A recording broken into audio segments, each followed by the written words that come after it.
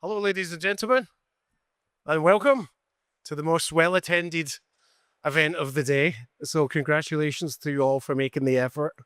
This panel is about solving the talent gap, global pathways for hospitality. So the session is going to explore how Bridge USA, which is J1 cultural exchange programs, strengthen the hospitality industry and tourism workforce by developing skills, building capacity, and fostering global connections. That's my little intro. Bear with me. As the largest exchange program in the US, over 300,000 people each year from 200 countries come and provide a critical pipeline of motivated, culturally fluent talent that supports local businesses, enhances guest experiences, and fuels economic growth. Now, today's discussion will highlight how these programs have become a key part of hospitality operations, which links cultural exchange with workforce resilience and business performance. Our panel is going to share insights and real-world strategies for integrating international trainees, interns, and seasonal staff to improve retention, elevate service standards, and strengthen community engagement. How does that sound? Is that good? Yeah. Do we like that? Okay. So moderating today's session is me. So my name is James Bell. I'm the CEO for Alliance Strategies. Alliance Strategies is a holding company representing four J1 sponsor brands. The one that's exhibiting here today is called Alliance Abroad. And I've got a few of my colleagues in the audience who's happy to answer you some questions afterwards. Our fabulous panelists. We start with the most glamorous one first. I'd like to introduce Alyssa Graudins. That's Graudins, yeah. She's the director of recruitment at the Broadmoor Hotel in Colorado. Alyssa is a strategic talent acquisition leader with extensive experience managing the recruitment and onboarding of over 1,500 team members annually across both domestic and international markets. Now, she's designed and led innovative programs that attract and retain top talent, including leadership development initiatives for over 200 participants, while fostering inclusive and collaborative workplaces. So a wee round of applause, please, for lovely Alyssa. Thank you. And we have Chirag Shah. He is Executive Vice President of Federal and Political and Council at the American Hotel and Lodging Association. So working across party lines to advance policies that strengthen the hotel industry's workforce, Chirag promotes travel and tourism and drives economic growth nationwide. He oversees AHLA's engagement with Congress, the administration, and federal agencies on issues ranging from workforce development and immigration reform to sustainability, tax, and small business policy. His work has been instrumental in building strong bipartisan relationships that ensures that the voice of the American hospitality industry is heard at the highest levels of government. Thank you, Chirag, for your efforts. All right. Okay, so jumping straight in, the first thing that we're going to talk about is the big picture and the economic impact of how programming can support your workforce. So the Bridge USA exchange programs were designed to build cultural bridges, but they've also proven to be a strong economic multiplier. How can we ensure that policymakers and the public understands both sides of that equation and value them as diplomacy in action, vital contributors to local economies, and to support the engine of the hospitality industry? That's for you, Chirag. That's an easy one to start, right? Well, thank you, James, and thank you all for being here. As James mentioned, I'm with the American Hotel and Lodging Association, and we're very grateful for all of you taking time to come to the hospitality show. We hope that you've had a good experience so far and had a good time on the trade show floor and are going to enjoy the 90s party today. So that should be a lot of fun. I think I had hair back then, so hopefully you guys will enjoy it a little bit. Setting the stage on this discussion, I think when we look at the workforce in the lodging industry, it is one that has been cyclical. It continues to evolve really over the last several years. When we're having the conversation about workforce issues with our policymakers, we have to really paint the picture for them about where we were in 2019, what we endured through the pandemic, where we are now, and what we see into the future, because they don't fully appreciate it. One, they don't understand the business model. And then two, they don't fully understand that ours being a service industry is one where people are critical and they're key. But unfortunately, logic and reason don't always carry the day, which is why it's why we have a job and need to be knocking on doors every single day with folks in Congress as well as with the administration and state capitals across the country. We're 200,000 jobs shy of where we were in 2019. We have 100,000 job openings currently, and depending on where you are across the country, the challenges are even more acute. Survey after survey in our industry, we're looking at somewhere between 50 and 70% of hotels in the country are demonstrating that they have a staffing shortage. And that's just on the staffing side. And I say that just on the staffing side because there are other challenges that Congress and the administration are looking at, particularly from a federal side, that they're having to deal with, that they're prioritizing, I should say, even before we get to those challenges that we're facing on a daily basis. Some of you may have noticed we're amidst what will likely be the longest government shutdown. In fact, the only reason I'm on this stage is because our representative from the State Department couldn't make it because of the government shutdown. So they decided, all right, well, who can we haul in here at the last minute that will be a pretty face? So, but the point is that those challenges continue, and so whenever we go into to talk about things that are extremely important to our industry, the way that we prioritize it, even in circumstances where they agree, becomes an issue for us. So just a quick follow-up on that one. There's been some big policy shifts recently as well relating to immigration. We've also seen a lot of, I think what we're calling it security enforcement, i.e. deportations. There's social media vetting that's taken place and all new visa applications that's there. How do you reconcile those policy signals with keeping the US open as a destination to attract not just tourists, but people who want to advance their careers here? I think the biggest issue is education. The challenge that you run into from public policymakers is that they hear things in a silo in a lot of circumstances, and whatever the echo chamber is for whatever news they're reading or certain constituencies that they have that have their ear, our job is to break through that, whether it is on the right or the left. To be honest with you, having been in a number of negotiations on H-2B visas and other issues which are important to our industry to help drive up the workforce, we're in those negotiations in the rooms of the Capitol building. Whether it's folks on the far right or the far left, they ultimately end up in the exact same place, which is continuing to limit the number of workers that we can bring into this country. And so the bigger issue is education, because we need to continue to alert them as to what these programs are. There is this idea that immigration involves everything. And when we look at things like visas, for instance, we know it's not actually immigration in most cases. These are guest worker programs, or these are education programs. These are other things that really have nothing to do with whatever concern some folks may have. It's not stealing jobs from folks that are here. It is not underpaying employees. These are the types of fears that you have, whether you're a Republican or a Democrat. And so there's a lot of misinformation out there. And so our number one job is to ensure that folks fully understand what it is that is at play. So, Alyssa, from an employer's side, yeah, how would you like to see policymakers discuss exchange programs as part of a workforce strategy? What are we missing, and what do we need to be communicating that's not being done today? Yeah, thank you. So I think the one piece that we are missing is that this program is a value add. It's part of our workforce strategy. We build it into how we recruit domestically and how we're recruiting for our J1 students.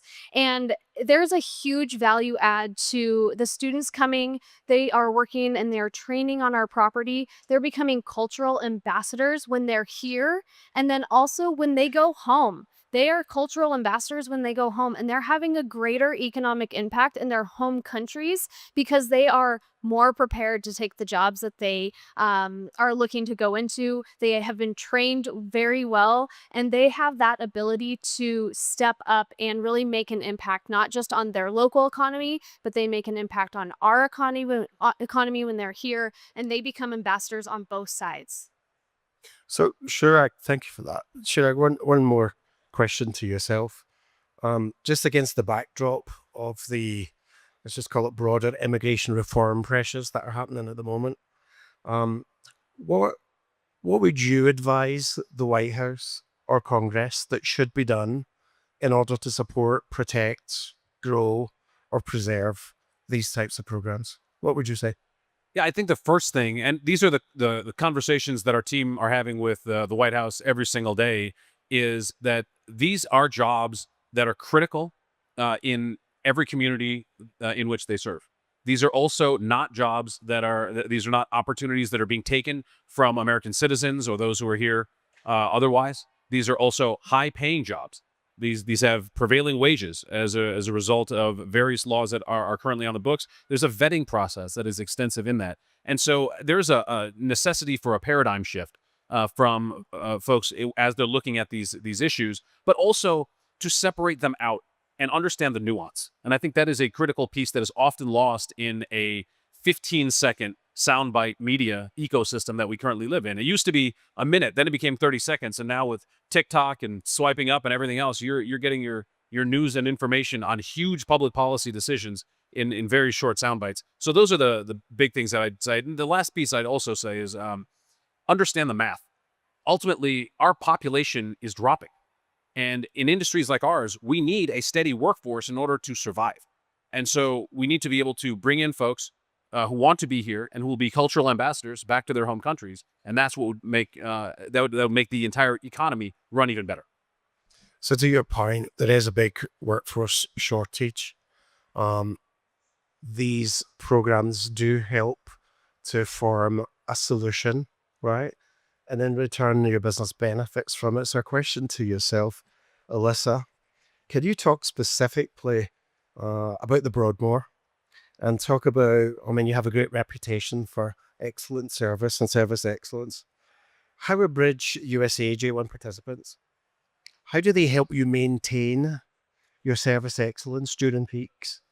And what kind of impact do they have on your domestic team culture and guest experience? Can you talk to that? Yeah, absolutely. Thank you. So I think from a training standpoint, it's so important that we have our students come throughout the year, especially during peak season, because it pushes us to continuously train our team.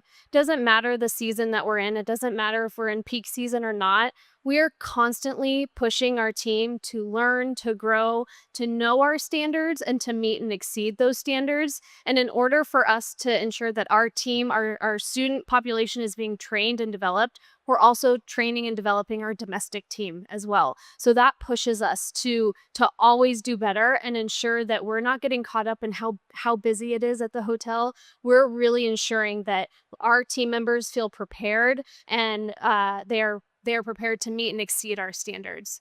So, a couple of follow ups on that one. Are you able to measure what the ROI is for each of those individual exchange visitors?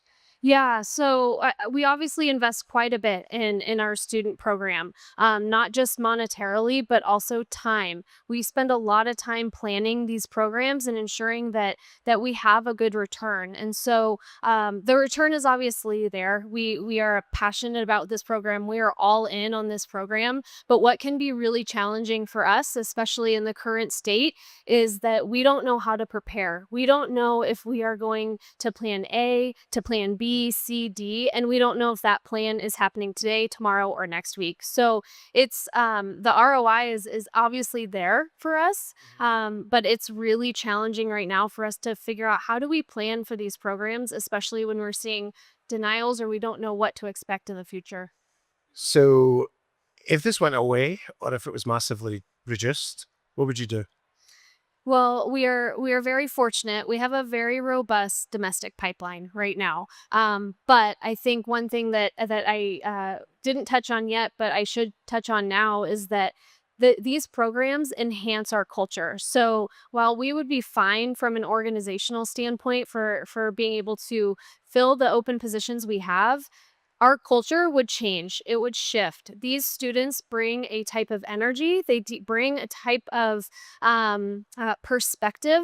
Our intern trainees, they're hospitality students. They want to be there. They want to be in hospitality. So they bring a sense of culture. They are our heart of our organization at the Broadmoor. And so it would really impact who we are as an organization and our workforce from more of a cultural standpoint rather than a workforce standpoint.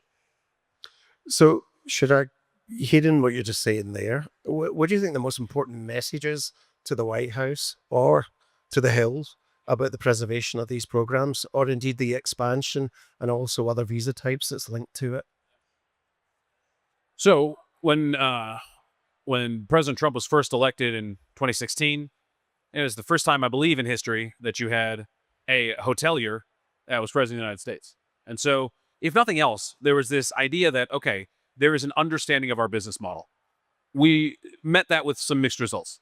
And I think the same is true in this second iteration of the Trump administration. Now, as an organization, AHLA is situated to work well with anyone who is any administration in the White House, as well as any leadership on Capitol Hill. Our priorities are so vast and diverse that they exist in every single congressional district in every state across the country. But in this particular circumstance, we know that in his private businesses and the Trump organization, the various properties that they have, that these types of visas are often used.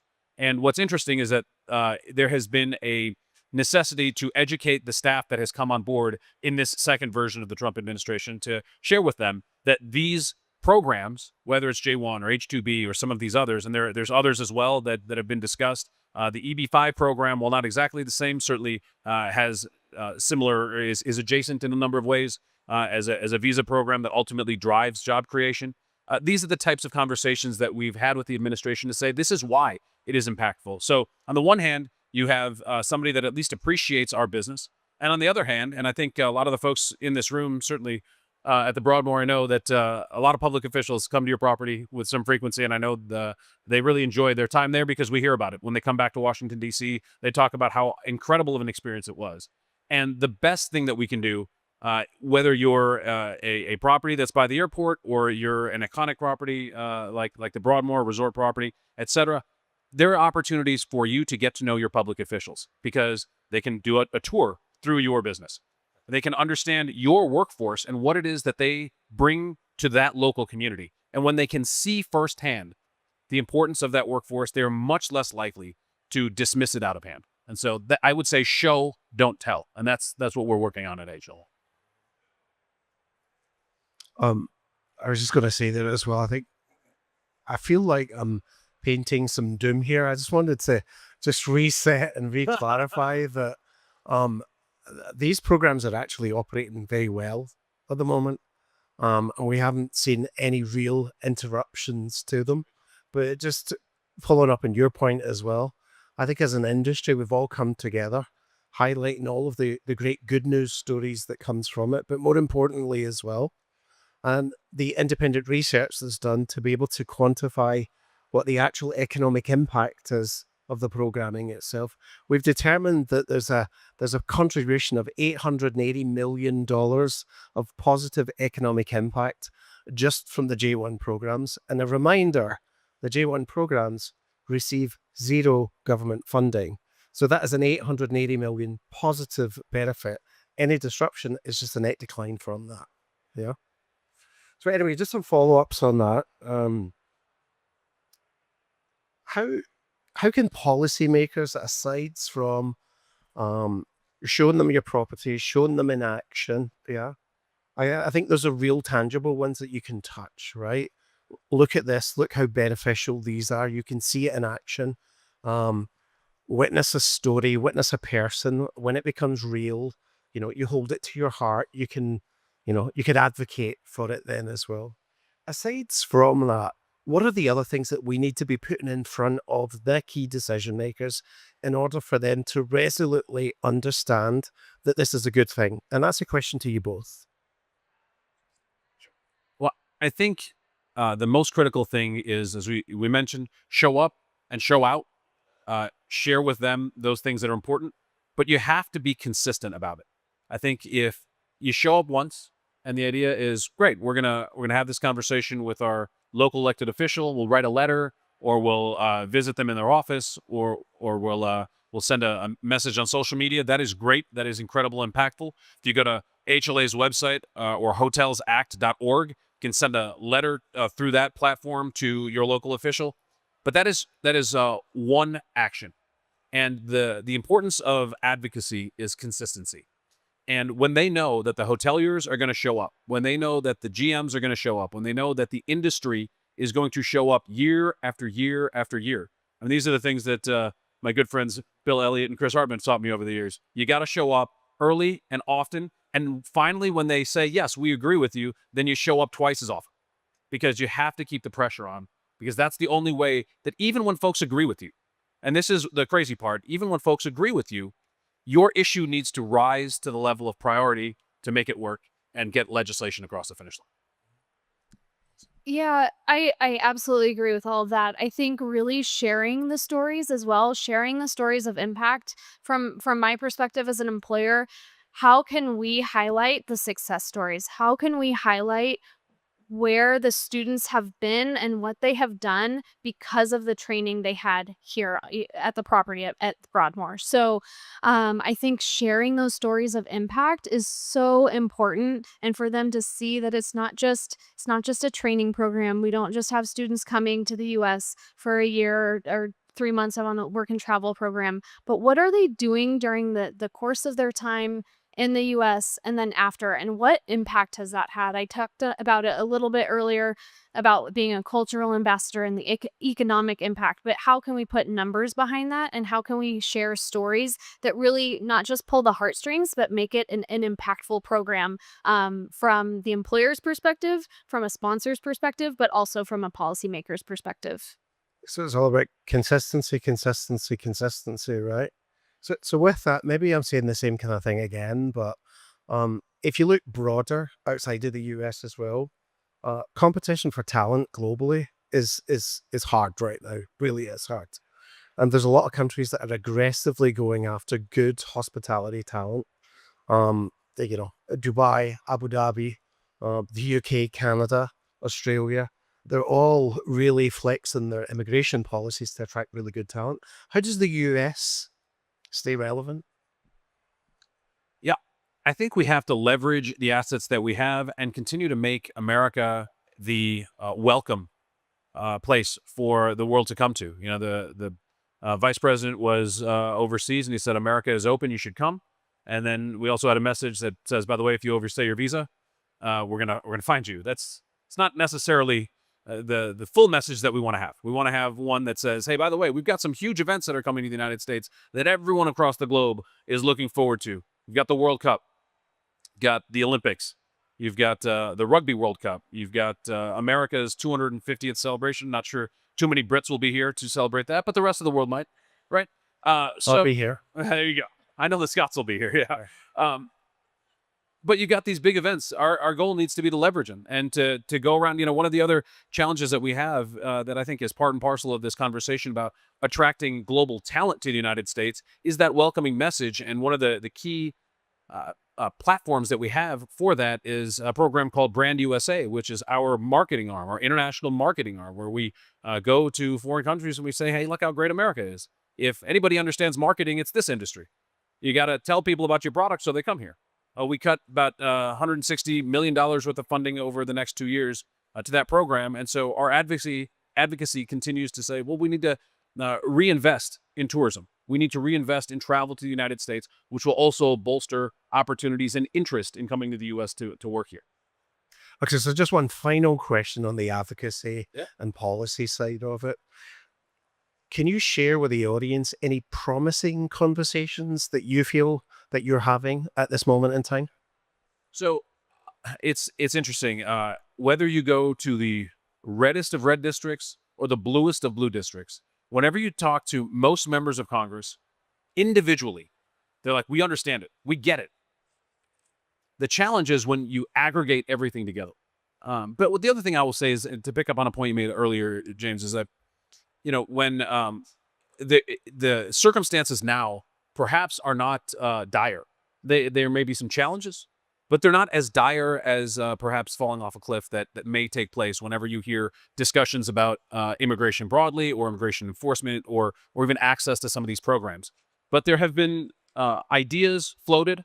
There have been proposals made in Congress and in certain parts of the administration to drastically cut funding to State Department programs, to drastically cut access or limit years for some of these programs. And so our time to be vigilant is now. If we wait until things get really bad, unringing that bell is going to be much more challenging. And so it is our opportunity now to continue to keep the pressure on to say, look how great these programs are for the local communities that you represent. So just on that point on local communities, Alyssa, are you able to talk to how Colorado Springs as a destination benefits from these international visitors, Yeah, absolutely. So exchange visitors? I think it's important that, and I spoke on this a little bit earlier, that they bring such a different perspective. So they bring so much diversity, not just to our property and not just a diversity from the different countries we are recruiting from, but diversity of thought too, right? So they're not just bringing that to the Broadmoor, they're bringing that to our local community, and that's really having an impact. It's impacting the businesses in Colorado Springs, and it's really as I said earlier, it's a value add, not just to the Broadmoor. It's a value add to our local community. And I do truly think that our community benefits because of the program in place. So just one more thing on that then. If you could tweak or change anything about it to make it better, what would it be? Yeah, probably two things actually. So right now, the way the program is designed, at least for the intern trainee program, is that we have to fit as a hospitality industry. We have to fit into the program regulations, right? The program regulations were not necessarily designed with hospitality in mind. So how I would really love to see this program change is flexibility within the program, always following a primary training plan, but allowing for our students to cross train in other departments. Hospitality is so intricate. There are so many different areas within our hotel, within the resort, within the hospitality industry. The best training these students can get is a robust training that is cross training. And right now we're limited by that. So I'd really like to see some flexibility in the regulations and the ability for our students who are coming here to have that ability to cross train.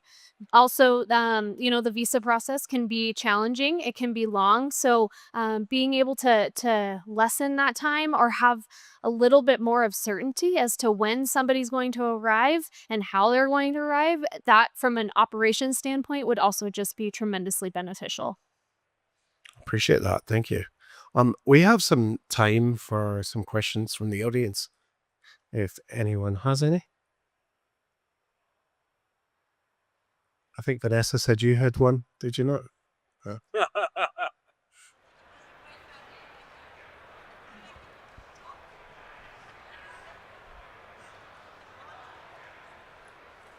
Just shout out.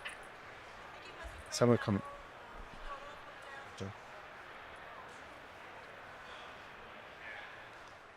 Is it on? Yeah. Hi. First of all, I wanted to thank you all for this panel. Very necessary right now. We know a lot of hotels are struggling and they are really trying to do their best to welcome this international candidates. I don't have a lot of questions, but I want to thank everybody, all of those host organizations still believing in hiring international talent. They are great people. I'm international, but I'm also American now. But they bring so much to the property. And Lion Strategy is actually a sponsor as well and doing a great job with the Broadmoor. So great example of a success story. So thank you so much. Thank you. May I add just one thing? So, if anybody here is either has a J1 program or is exploring the program, I just want to say, go for it. It is such a tremendous value to your organization. Build the program right. Ensure you have the support in place for the team members who are coming in, for the students who are coming in. And if you have those programs in place, if you have that support, you will get that. You will get the value back. You will get the ROI back tenfold. So please, if you're on the fence, we've talked about the Broadmoor being all in. I can do nothing but advocate for the program because it really does round out our organization and create a much more diverse and energetic culture. Love it. Any final parting words, Chirag? Party like it's 1999. There you go. Are you gonna There have you go. hair? I may be wearing the Elsa wig for trick-or-treating for the third year in a row, so avert your eyes. So, ladies and gentlemen, thanks very much for attending this session. Just a quick reminder, just over 300,000 students come every year to the United States to learn, train, and be integrated within our local communities. And they learn from it and they take it home and they become the biggest ambassadors that we have. $880 million of economic impact is coming from their presence here through the wages that they earn and spend, through the housing that they pay, through the products that they buy when they're here. And not one single dollar of government funds goes towards it. So $880 million of net investment in the US. So we can't go wrong with that, right? So a big thank you to Alyssa and Chirag for such entertaining commentary. Thank you so much. And we're out of time. So thank you very much.